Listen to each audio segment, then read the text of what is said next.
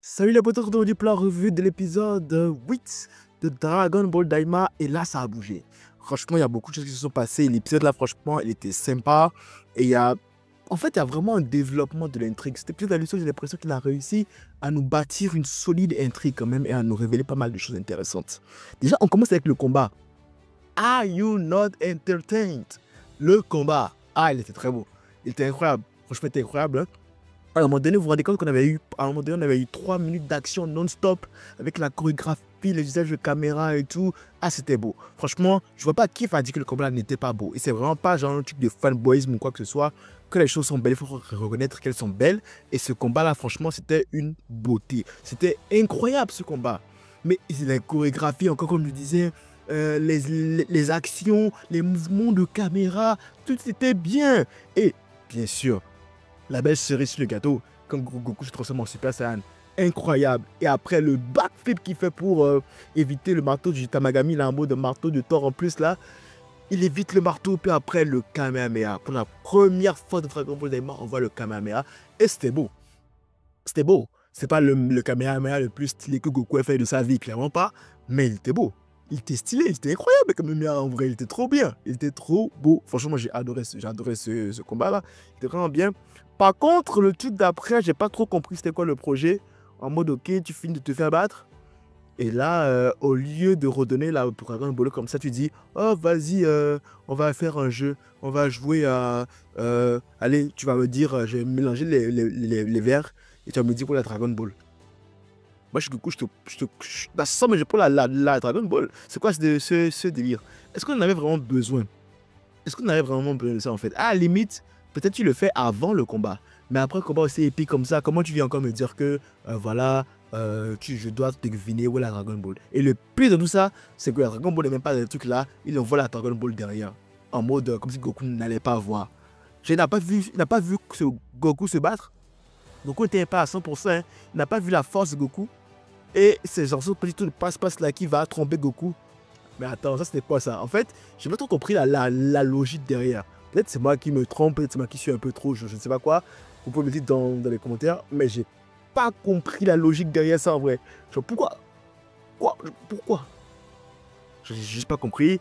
Puis bon voilà quoi. Donc Goku réussit à récupérer la Dragon Ball et l'attaque Glorio. Glorio qui fait encore l'agent double et qui contacte justement la fille là. Et je savais, parce que cette fille là, ça va être elle l'antagoniste principale de cette histoire. Ça va être elle en fait qui va tirer les ficelles. Ça va être elle en fait la personne à abattre. Parce que le plan qu'elle est en train de plotter là,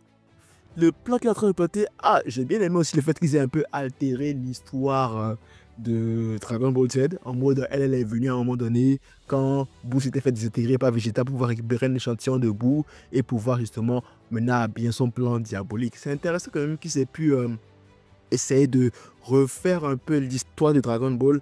Alors, il y a un danger avec ça.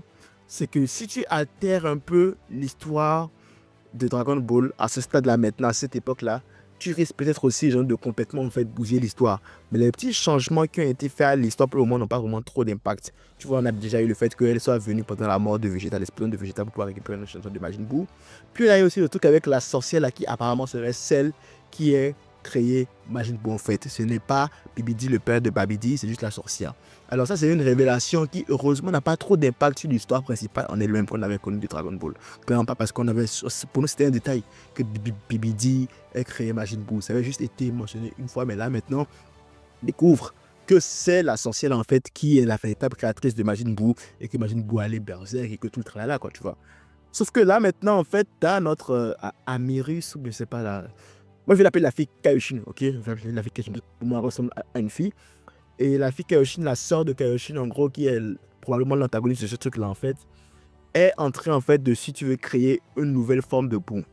Et là, je suis excité parce que je me dis, imagine, elle nous sort un Kid Buu. Imagine, elle nous sort vraiment un Kid Buu en mode, voilà quoi, on connaît comment Kid Buu était une menace. On connaît comment Kid Buu était vraiment très très très fort. Imagine, elle nous sort un Kid Buu comme ça de nulle part. Et, il va décider d'aller affronter les membres de la Team Z.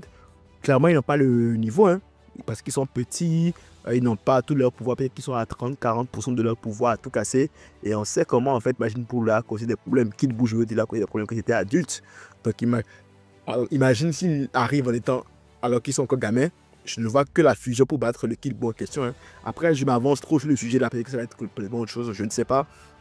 C'est bien. Mais du coup, en fait, Glorio, quand moi je me pose la question de savoir est-ce qu'il va se faire griller probablement par Vegeta ou Piccolo qui vont pas le sortir de lui parce qu'on sait que Goku lui c'est un naïf de toute façon et que chez lui il suit juste Goku quoi tu vois Goku c'est un naïf il va pas sentir la trahison venir tu vois donc il y a que Vegeta et Piccolo qui peuvent le démasquer le griller ou encore si ça se trouve peut-être qu'il se grille lui-même qu'à un moment donné dès qu'il se récupère le Dragon Ball il dit hop allez voilà je récupère les Dragon Ball voilà j'étais un traître et tout ou encore l'autre alternative genre typiquement Shonen c'est que finalement ils se rangent du côté de Goku pour X ou Y raison.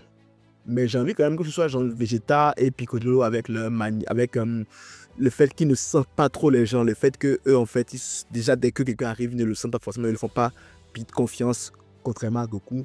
J'aimerais que ce soit eux en fait qui arrivent à voir la supercherie, voir le fait qu'en fait Glorio en fait c'est en fait un espion quoi, un agent double quoi tu vois. C'est très intéressant d'ailleurs, Vegeta et compagnie qui sont encore en train d'arriver. Ah, c'est toujours des barres avec le crew de Vegeta là. T'as le mec là, le guide là qui lui en fait c'est un sketch. C'est un sketch et là il a tout de suite flairé la personnalité de Vegeta. Ah voilà, c'est du mot que je cherchais ça, flairer. Il a tout de suite flairé la personnalité de Vegeta en fait. Et il a tout de suite vu que ce mec là en fait est très arrogant. Il a même dit attends, vous êtes très arrogant, t'es même pas un roi ou quoi que ce soit. En fait, Vegeta c'est une royauté, il y a de base, il n'a pas compris. Mais là, il a réussi à flairer qu'en fait l'arrogance de Vegeta. Et puis c'était sur Vegeta qui dit s'il te plaît un alien totalement inconnu. Ah, c'était très drôle. Et voilà quoi, du coup ils sont en train de penser d'aller vers le deuxième Tamagami. J'espère quand même qu'ils vont se retrouver là-bas, hein, toute la clique Goku, Vegeta et tout ça. Puis ça promet. En tout cas, moi j'aime bien aimer cet épisode parce que là au moins on a une intrigue qui commence à se construire. On a un truc qui commence à se construire là encore. Alors c'est encore flou. C'est encore flou. Genre je vais pas dire que là totalement l'intrigue de A à Z qui est là, clairement pas. C'est encore flou. Mais j'ai l'impression que c'est beaucoup moins flou qu'il y a peut-être 2 ou 3 épisodes. Honnêtement, j'ai envie de le dire. Je pense que c'est beaucoup moins flou que ça. Et c'est tant mieux parce que bon, là enfin on commence à avancer, on commence par voir un peu ce vers quoi on tend quoi. Genre, ils vont récupérer les Dragon Ball, soit ils vont se les faire voler par Glorio, soit la fille va intervenir avec son nouveau Majin Buu et tout, tu vois. Et donc ils vont devoir se taper dessus, ils vont devoir peut-être confronter Glorio. Et sans oublier aussi Goma.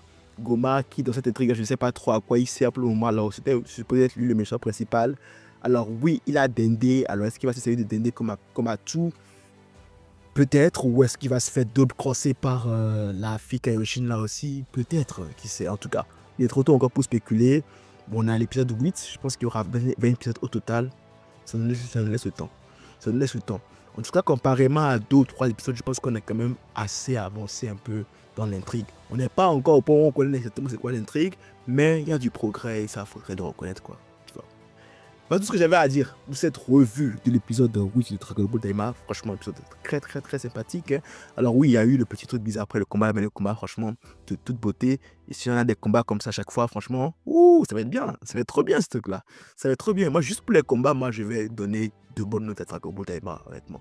Juste pour les combats. Si il me faut plaisir comme ça pendant tous les combats, franchement, allez vas-y quand même, il faudra leur donner un peu de mérite quand même. Alors oui, le storytelling pour le moment, c'est pas trop ça, mais je pense que ça va s'améliorer et les combats, franchement, faut le reconnaître, c'est stylé, c'est vraiment stylé. Si vous avez aimé la revue, n'hésitez pas à liker, commenter, ça fait toujours plaisir. Merci pour le soutien que vous donnez à la chaîne, vraiment ça fait super plaisir. Si vous n'êtes pas encore abonné, abonnez-vous, ça fait encore plus plaisir. Max like, max partage. On se retrouve très pour une nouvelle vidéo. N'hésitez pas à abonner tous de vos proches. C'est tout pour moi.